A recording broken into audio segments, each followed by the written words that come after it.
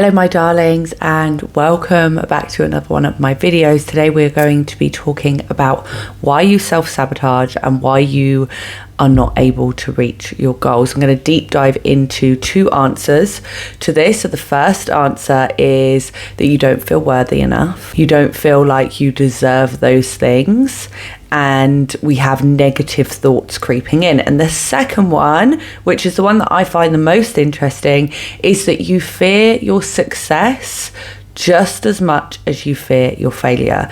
Now we're going to deep dive into the first one to start with, so hopefully this will help you to stop doing this, to stop self-sabotaging, and to continue with your habits and your goal setting so you can reach the things that you want to reach and become that best version of yourself. So you may decide that you want to reach a goal, or you decide that you're going to go down a new career path, or you're going to start your health journey, and you're either going to lose weight or put on weight or go to the gym more. And then slowly over time, what happens is we start to self-sabotage. We start to sabotage those things without realizing. We start to stop doing them as much, or we don't feel like it. And now I believe that even when we don't feel like doing those things, we should go ahead and do them anyway. But when we have our thoughts right in the back of our mind stopping us for certain reasons, it's gonna get really, really difficult to upkeep certain things. Now, one of the reasons that you may be hitting the gym hard or focusing on your business, but then after some time you may slack a little bit, or you may not be doing as well as you thought you would, and your consistency starts to drop off, is one, obviously it could be that you're not seeing the results and your intuition is asking you to slow down. But it could also be that you don't feel good enough to actually reach those goals. And although that you've pushed past the first initial resistance, so when you first went to start those things, there may have been resistance there, but because there was so much excitement and passion, you almost ignored those negative thoughts or didn't even realize that they were there. But as we start to continue on the journey, and that passion then starts to flow more into feeling like I'm being consistent but I'm not reaching it, that must mean then that I'm not good enough to, or I'm not pretty enough, or I'm not smart enough, or I'm not this or that, or all these, whatever these negative thoughts are for you. Now, it's important to understand that you are not your thoughts, you create your thoughts. So it's recognizing, first off, am I sabotaging here? When you start to drop off on the things that you set to achieve, you want to first of all catch yourself, and you want to go, oh, why am I doing this? If I stop doing this because I'm actually putting it off, this could be subconscious, right? Am I putting this off because there's something within me that needs to be healed right now? There's something within me that's telling me you are not good enough to achieve this, or that you can't do it, right? If we continue to do something, especially when it comes to, I don't think I've spoken about this on here, but I have lost a large amount of weight. I've lost over 5 stone now. And that's obviously for most people can be a really, really difficult thing. I didn't actually find it too difficult. I will do another video on that. But when it comes to losing weight, and when it comes to hitting a fitness goal, if we don't see the results straight away, it can be so easy to just give up. When we don't see results straight away, we want to give up, because it's showing us, it's almost telling us, oh, you're never going to achieve this, you can't achieve this. So it's then bringing up all these past negative thoughts that we may have tucked away in our subconscious, and then you're like, oh, okay, actually I'm not good enough to do this. But the front of your mind doesn't realize this, your conscious mind doesn't realize this. Your conscious mind is just trying to protect you, so it's using excuses of why you can't turn up and why you can't go. So this is why it's so important to reflect. And I know it's not nice at times to sit and talk to yourself and try and understand, because we have to bring up those thoughts, right? We have to bring up those things of unworthiness, or just feeling crap about ourselves, or the ways that we actually do think about who we are and what we can achieve and what we can do. We have to sit and think about them to recognize them in order to analyze them. Now, you don't want to sit in them too long. You want to recognize that you're having these thoughts. Understand that they come from somewhere and you are creating them. You are creating them from a place of past experience. There would have been something in your life at some point. It could be anything from trauma with a big T or a little t, right? It could be something that was really, really huge that affected you in your life, a big trauma. Or it could be somebody calling you a name, calling you, and it's sticking with you throughout your life without you realizing, and it's tucked down in that subconscious and you never truly healed it. And over time, your mind or you have found things to prove that thing to be right, okay? Because that's what the mind does. It wants to prove itself right all the time.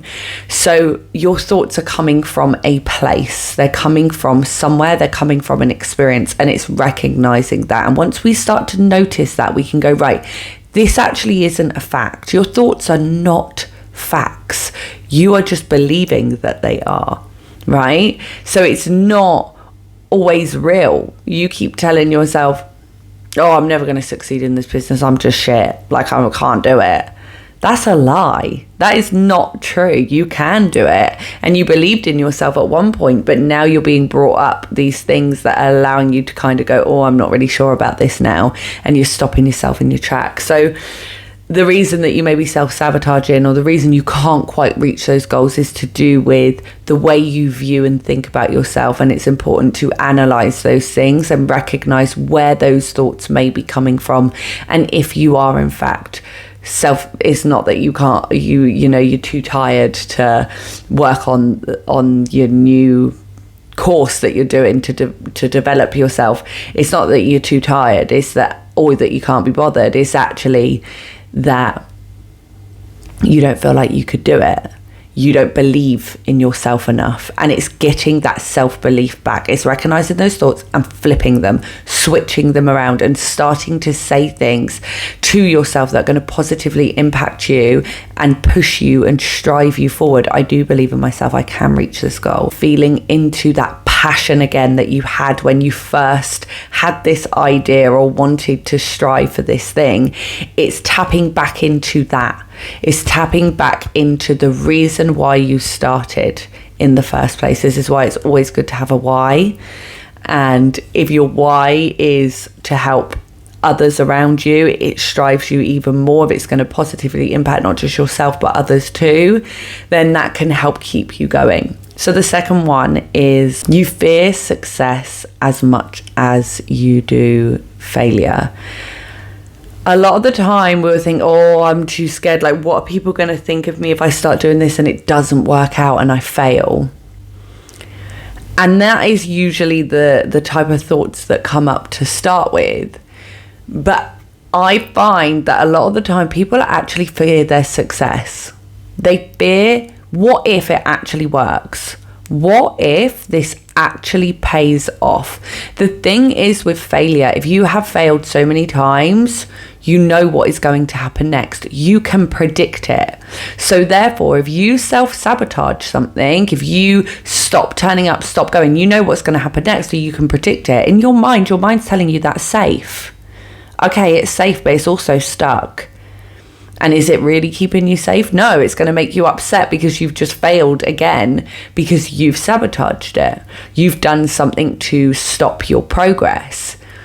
Whereas success, if you keep going, it feels uncomfortable, right? When we have a goal to reach and we have something to achieve, the more we continue with it, there are sparks and there are moments where we see, the difference and we get really excited and really happy about it. But there are also moments where we're like, oh my God, like, I don't even know what's going to happen next. Like, I cannot even see my hand in front of my face.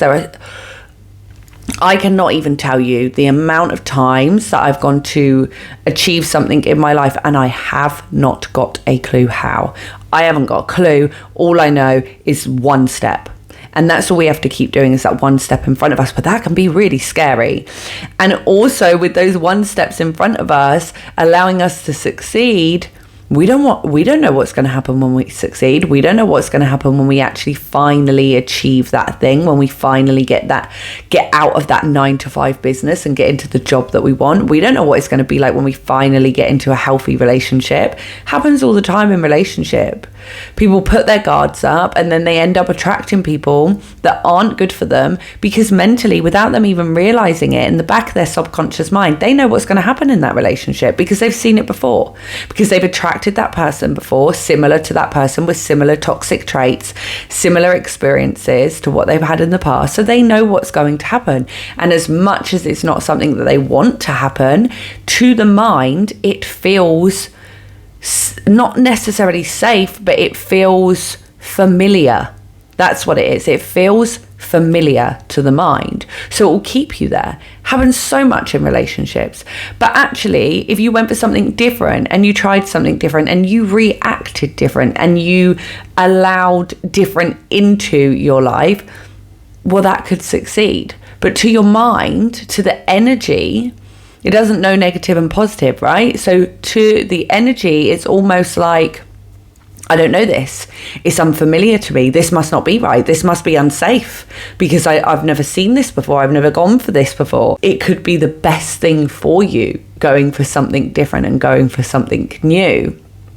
But the mind is a very, very magical, powerful, beautiful place, but it also wants to keep us a little bit stuck. It wants to keep us in the same patterns and in the same place because it's what it thinks is safe. And a lot of the time those things are not safe. Being in toxic relationships and repeating those patterns is not safe. Staying in that 9-to-5 business where you're struggling for money and you're not happy within who you are, eating unhealthy foods and not looking after your body and keeping yourself stuck indoors and not getting yourself in nature is not keeping you safe. It's keeping you in an environment that is familiar to you. So to succeed, it would be unfamiliar. And this is a lot of the time what people don't realize is that they fear their success so much more than they even fear their failure. I hope that has given you a few things to think about. It's all about your mindset. You want to reach a goal, you want to achieve something, you want to start something new. You have to work on the way that you think. Take back the reins of your life. Take control of your thought patterns. If you're unsure how to do this, check out my Release and Reframe program. Take a little look through my website on the stuff that I do.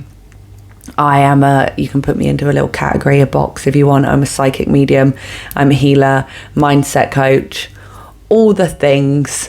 I do so many different things and I combine them together to help people to break the patterns of the past and to reach their goals and become the best version of themselves, using spiritual woo-woo and mindset techniques and healing and all that good stuff. So if you're interested in that, have a little look through my social media platforms. I'll pop them below as well, and take a look at the website,